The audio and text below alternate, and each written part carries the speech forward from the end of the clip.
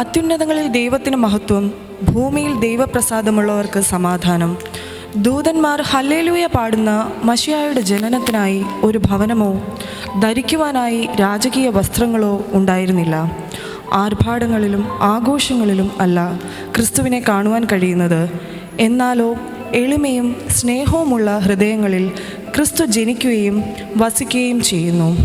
ദൂരെ ആയിരുന്നവരെയും അലഞ്ഞു നടന്നവരെയും പാപത്തിൽ വീണുപോയവരെയും തന്നിലേക്ക് ആകർഷിച്ച ക്രിസ്തു, അങ്ങനെയുള്ളവർക്ക് ക്രിസ്തുവിനെ കാണിച്ചു കൊടുക്കുന്ന ഒരു പുത്തൻ താരകമായി തീരുവാൻ നമ്മെയും അവൻ വിളിക്കുന്നു. ആ വിളിക്ക് ചെവി കൊടുക്കാം. മിസ്റ്റർ അബൂബെൻ രചനയും ഈണവും നൽകി ചിട്ടപ്പെടുത്തിയ ഒരു മനോഹര ഗാനം, നിരയായി.